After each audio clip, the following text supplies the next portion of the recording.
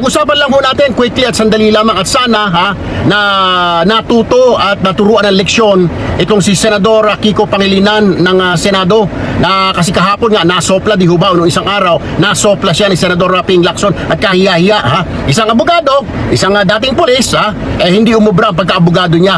Paano kasi hindi ho nag-isip si Senador Kiko Pangilinan, daldal yung punyemas. Ano po Senador Kiko, makinig ka sir next time ho, bago ho kayo magsalita, isipin muna mabuti. Hindi porket abogado ka, akala mo ikaw ay doktor na ng abogado, ikaw na ang pinakamagaling na abogado, memorize mo na ang batas Di kahapon napahiya ka, nasopla ka pinipilit mo na tanging ang Senado lang may jurisdiction para magpatalsik ng Chief Justice. Napag-usapan ho natin yung pagtatayo ng youth center. Ito po yung parang boys town, girls town.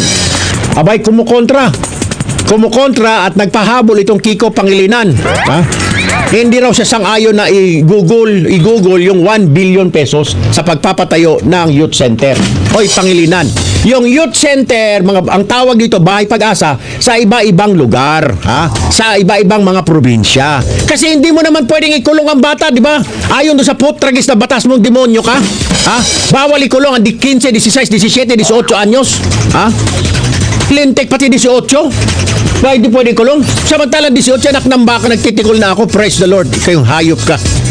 Anak ng baka, Maraming 18 anyos ginawa ni Jim Paredes. Tapos sasabihin mong walang kinalaman, exempted sa krimen ng mga hinayupak na 18 anyos. Mag-isip-isip ka nga. Ay, paring Romy, nagtatanong ka kung sino pinakabobong tao sa balat ng lupa. May sagot na dyan si Pangulong Duterte sa'yo. Really? Si Kiko Pangilinan na raw pinakabobong abogado sa buong mundo. Yun ang sabi ni Pangulo. Ang sabi po ng Pangulong Duterte, itong si Kiko na yata ang pinakabobong abogado sa balat ng lupa. Ay bakit? Dahil dito sa kanyang panukalang batas na Juvenile Justice Act na ngayon ay isang batas na. Mantakin mo. Ito pala yung nasusulat sa batas, engineer. Ito yung nakasaad sa Republic Act 9344.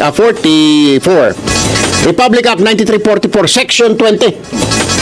Children below the age of criminal liability, if it has been determined that the child taken into custody is under 15 years old or below, the authority which will have an initial contact with the child has the duty to immediately release the child to the custody of his or her parents or guardian, or in the absence thereof the child's nearest relative. Ang ibig sabihin, pag yung nakagawa ng katarantaduhan 15 anyos pababa, nakapatay man yan, nanaksak man yan, nang rape man yan, nagnakaw man yan, hindi pwedeng ikulong. Ayon sa batas ni Kiko Pangilinan, ito Republic Act 9344. Kaya nga, Senador Kiko Pangilinan, salamat. Nais ko lamang pong sabihin na tama naman po ang paggawa ng batas nitong Juvenile Justice Welfare Act, dahil ito po ay alinsunod doon po sa pinirmahan natin sa United Nations Convention on the Rights of the Child na sinasabing hindi dapat babaan ang edad ng criminal responsibility bilang miyembro po ng United Nations. Pero ang problema po, nung ipasa po natin ang batas, hindi po tayo nakahanda. Bakit ko po nasabi? Nung ako po yung nag-DSWD Secretary, ito pong unang hinanap po natin, ilan po ba ang ating mga rehabilitation centers, juvenile facilities? 11 lamang po. Tama naman po si Senador Pangilinan, sa mga bawat city po nasa 117. Meron po tayong 149 cities sa buong bansa. Meron po tayong 1,400 plus na munisipyo. Ang problema po dito, para sa kalaman po natin mga kasamahan, dahil ako po yung naging reporter pa po ako na ipinatupad dito ng Philippine National Police. Pag may nahuli pong non-rape, ang gagawin po ng police, huhulihin.